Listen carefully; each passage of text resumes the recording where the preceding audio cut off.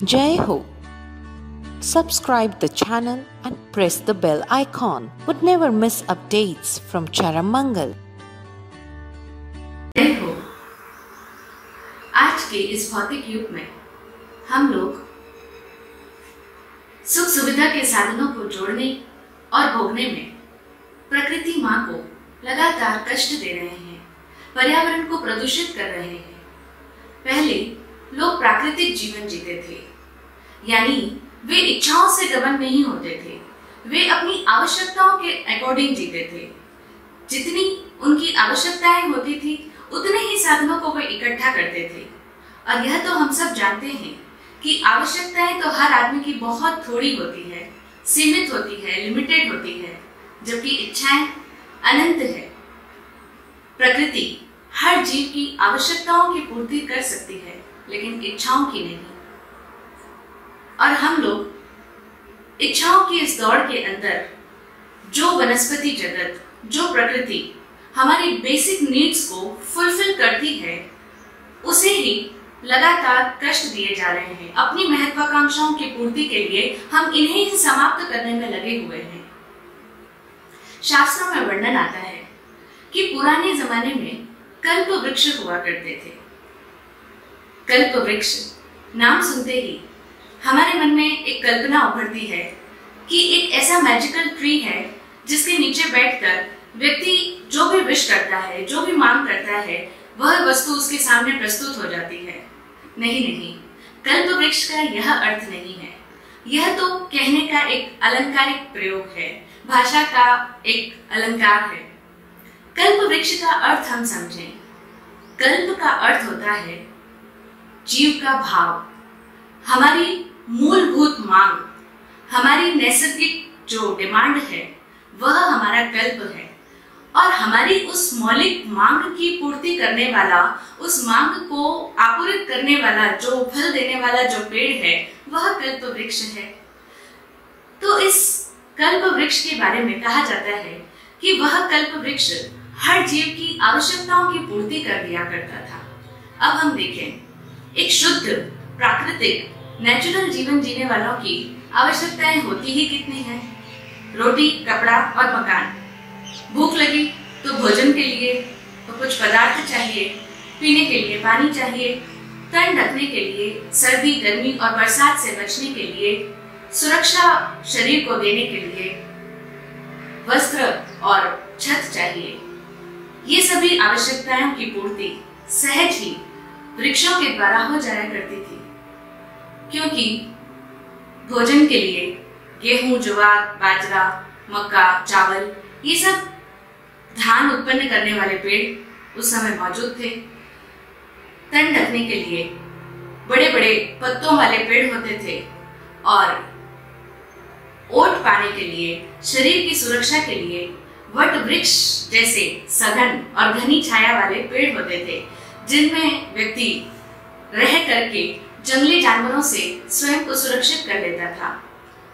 इस तरह से हर जीव की मूलभूत आवश्यकताओं की पूर्ति कराने वाले वे वृक्ष कल्प वृक्ष कहलाते थे। इस तरह के वृक्ष तो आज भी मौजूद ही हैं, लेकिन आज इन वृक्षों की उपलब्धियों को भला गिनता कौन है? आज के तो इस कृत्रिम युग में हम सभी लोग बनावटी हो गए हैं, आर्टिफिशियल को पसंद करते हैं। खाने के लिए रोटी नहीं, बल्कि बर्गर, पिज्जा जैसे जंक और अनहेल्दी फूड हमें पसंद है। कोक और स्प्राइट जैसे ड्रिंक्स हम पसंद करते हैं। पहनने के लिए, तन ढकने के लिए कपड़ा नहीं चाहिए। आज हमें सुंदर दिखने के लिए और फैशनेबल दिखने के लिए सिंथेटिक कपड़ों का प्रयोग हम करते हैं। फिर उससे भले हमें स्किन की एलर्जी हो, तरह तरह के डिजीजेस भी हो, लेकिन हमें सुंदर दिखने की चाहत जो है, गाय के गोबर से लिपे हुए आंगन वाले घर की बजाय आज हमें मार्बल और ग्रेनाइट से बने घर चाहिए। इस तरह हम देखते हैं कि पहले लोग प्रकृति के करीब थे, माँ प्रकृति की गोद में थे तो सुरक्षित थे। आज इस भौतिक युग में, कृत्रिम दुनिया में हम प्रकृति से बहुत दूर आ गए हैं और इसका नुकसान भी हम सब झेल रहे हैं। आज ग्लोबल वार्मिंग, इकोलॉजिकल इम्बैलेंस जैसी समस्याएं हम सभी के सामने हैं, हम सब इनको फेस कर रहे हैं, लेकिन फिर भी हम सभी को लग्जरी चाहिए और इस लग्जरी को नहीं छोड़ने की कारण हम अपने आसपास जहां हम रहते हैं उसी वातावरण को यानी उसी पर्यावरण को लगातार प्रदूषित करते चले जा रहे हैं।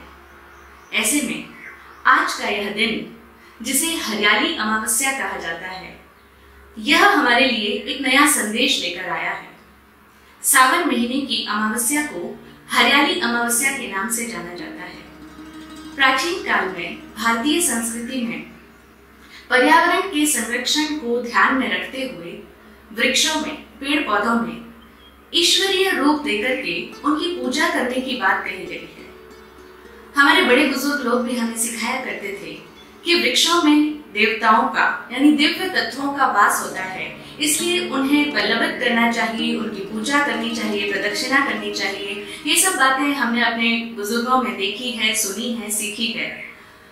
तो आज का जो यह दिन है, जिसे हरियाली अमावस्या के पर्व के रूप में मनाया जा रहा है, इसका धार्मिक महत्व तो है ही, साथ ही इसका वैज्ञानिक औचित्य भी है, क्योंकि यह दिन हम सबको यह संदेश देता है कि आज के दिन से हम सब लोग भी संकल्प करें कि हम प्रकृति के पुनः करीब जाएंगे और इस धरती को हरी भरी बनाएंगे। यह जो हमने इस धरती को पूरी तरह से प्रदूषित कर रखा है, पर्यावरण में जो प्रदूषण फैला रखा है, उससे मुक्त करेंगे। यह जो प्रकृति की हमें अनुपम सौगात है, वनस्पति, पेड़ पौधे, इसके कितने उपकार हैं। ये पेड़ पौधे न सिर्फ पर्यावरण को सुरक्षित रखते हैं, पर्यावरण को शुद्ध बनाते हैं, बल्कि हम सबको प्राण वायु, ऑक्सीजन देते हैं। और आज के इस तेजी से बदलते हुए समय में ऑक्सीजन की इम्पोर्टेंस तो हम सबको ज्ञात ही है। पानी की तरह पैसा बहाने के बाद भी लोग ऑक्सीजन के लिए तरस रहे हैं।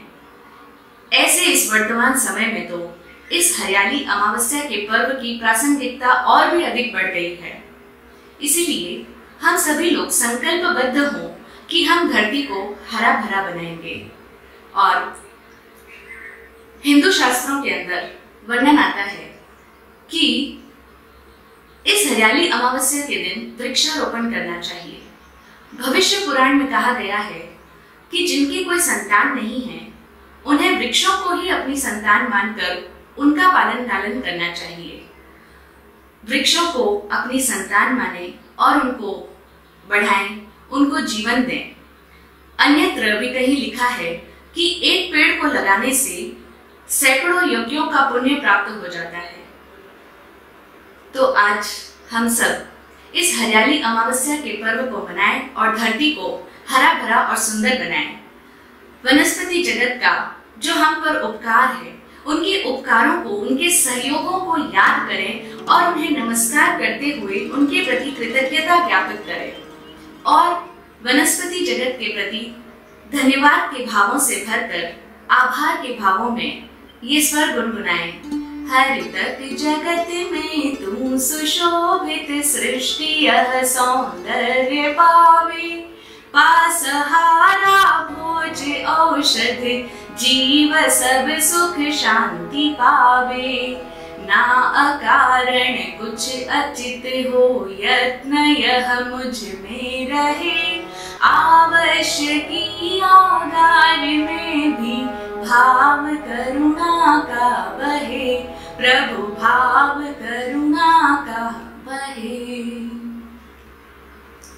आत्मज्ञानी पूज्य श्री विराट गुरुदेव ने षट काय आभार प्रार्थना का हमें ज्ञान दिया।